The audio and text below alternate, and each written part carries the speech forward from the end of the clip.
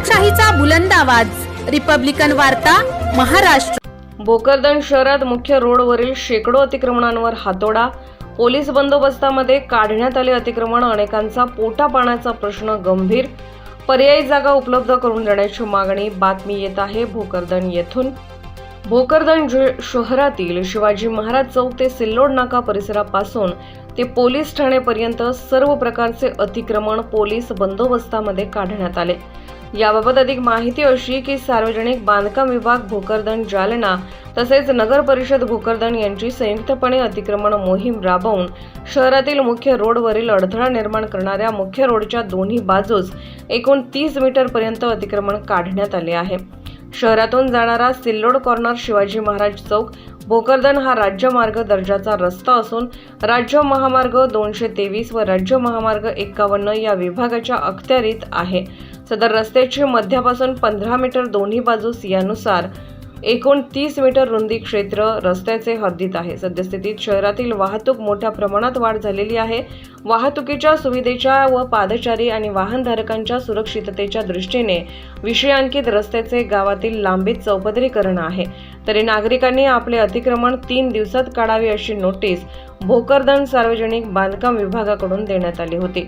त्याचबरोबर शहर स्वच्छ, सुंदर तसेच अतिक्रमण मुक्त ठेवण्याची जबाबदारी शहरातील प्रत्येक नागरिकांची आहे। तरी नागरिकांनी सार्वजनिक रस्त्यावर कोणतेही नाली, गटारे, मलप्रणाल तसेच किंवा सेतू प्रणाल यावर कोणतेही कुंपण, कठडा, खांब, चबुतरा आदीवर बांधकाम करू नये व ज्यांनी असे केलेले आहे त्यांनी त्वरित काढावी अशी नोटीस भोकरदन नगर परिषद कार्यालयातर्फे शहरातील अतिक्रमण धारकांना देण्यात आली होती। यात मुदतही देण्यात आली होती। आज दिनांक 16 जानेवारी रोजी अतिक्रमण काढण्याची अंतिम मुदत प्रशासनाकडून देण्यात आली होती। त्यानुसार आज शहरातील सर्व अतिक्रमण काढण्यात आले आहे। कोणासोबत दुजाभाव करण्यात आलेला नाही असे प्रशासनाकडून सांगण्यात आले।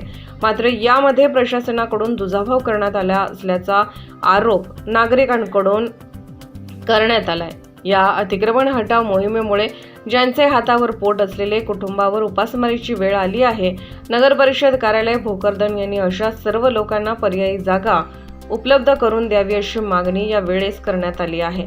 या कारवाईमुळे अनेकांच्या पोटा पाण्याचा प्रश्न गंभीर होणार आहे हे विशेष।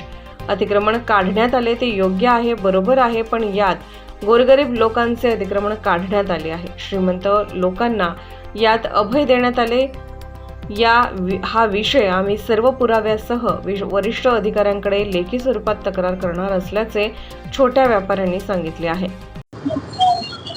पाटिल साहब, आज दिनांक 16 जनवरी 2025 को नगर परिषद और सार्वजनिक बांधकाम बैंक के अंतर्गत भोकरदन शहर का अतिक्रमण हटाया गया है। इस पर आपकी क्या प्रतिक्रिया है और आपकी क्या राय है, हमको बताइए। मेरी राय म्हणजे माझा विषय असा आहे की सर्वसामान्य गोरगरिबावर अन्याय करू नका बरं का। आणि काही लोकांना सूट देतात, काही लोकांना सवलत देतात। हेडगेवार चौक ते पोस्ट ऑफिस सराफा मार्केट फक्त तिथं 3 फुटाचा रस्ता राहिलेला आहे आणि BNCने काय केलं, 15 मीटरचा रस्ता काढला। नगर परिषदेनं काही केलेलं नाही।